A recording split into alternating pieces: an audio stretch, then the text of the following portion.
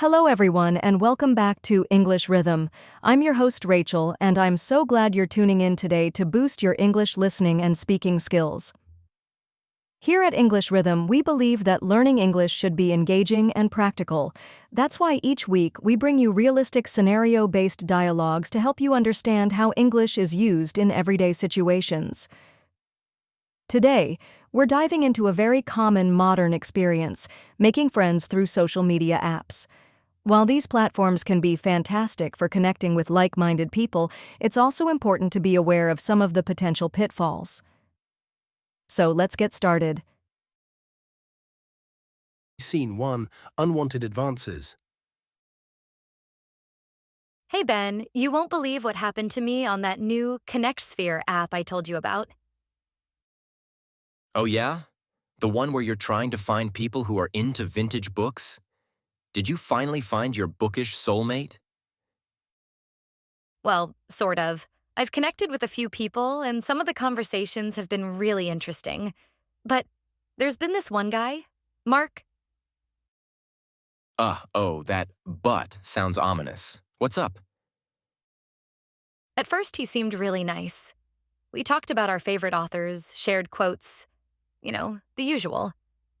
But then things started to feel a little off. How so? He started asking really personal questions very quickly. Like, within the first few messages, he wanted to know about my job, where I lived, if I lived alone. It felt a bit intense. Yeah, that does sound a bit too much too soon. Red flag alert? Exactly. And then, yesterday, he started sending me these compliments that felt a little too forward, Not really about our shared interests anymore. Ugh, that's the worst. It's like they're not even interested in genuine connection. They just have other intentions. That's exactly the vibe I'm getting. It makes me wonder, what are some people even doing on these apps? Are they really looking for friends, or is it something else entirely? It's a valid question. I think for some people, social apps become more about validation or even something more predatory. You hear stories, unfortunately. It's just disappointing. I was really hoping to find some genuine connections with people who share my hobbies. It makes you a little wary of everyone you meet online. I can understand that. It's important to be cautious. Never share too much personal information early on, and always trust your gut feeling. If something feels wrong, it probably is. Definitely. I think I'm going to be a lot more careful about who I engage with. Maybe stick to public groups focused on specific interests for a while. That sounds like a smart move. There are definitely good people online, but you have to be discerning. It's like navigating a crowded room. You need to be aware of your surroundings. You're right. It's a learning process, I guess. Hopefully, I'll eventually find some genuine book-loving friends without encountering too many marks. Here's hoping. Just remember to prioritize your safety and well-being. Real friendships are built on trust and mutual respect, and those things take time to develop. Scene 2, Language Exchange or Something Else. Hey Maya, how's that online language exchange group been going? You were excited about practicing your Spanish? It's been interesting, Liam. I've definitely gotten some good practice in, but I've also had a couple of weird encounters. Oh no, what happened? Creepy messages again? Not exactly creepy, but just odd. There was this one guy, Javier, who seemed really enthusiastic at first. We were chatting about verb conjugations and different dialects, which was great. Sounds promising. It was for a bit, but then he started sending me private messages that weren't really about Spanish. He'd comment on my profile picture a lot, saying things that felt too personal for someone I'd just met online. Ugh, I hate that.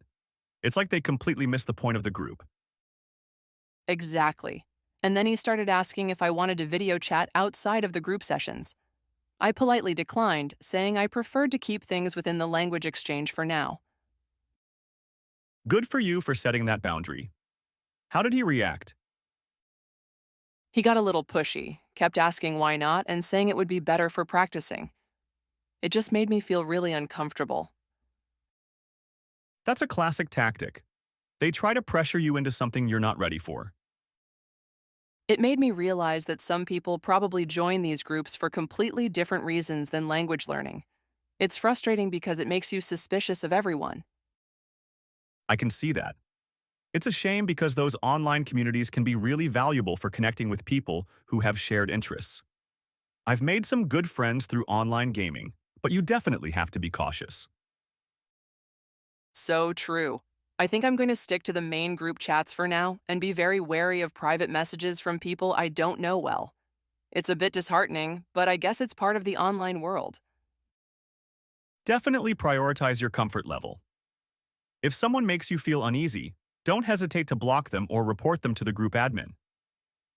There are genuine people out there, but you have to be selective. Thanks, Liam.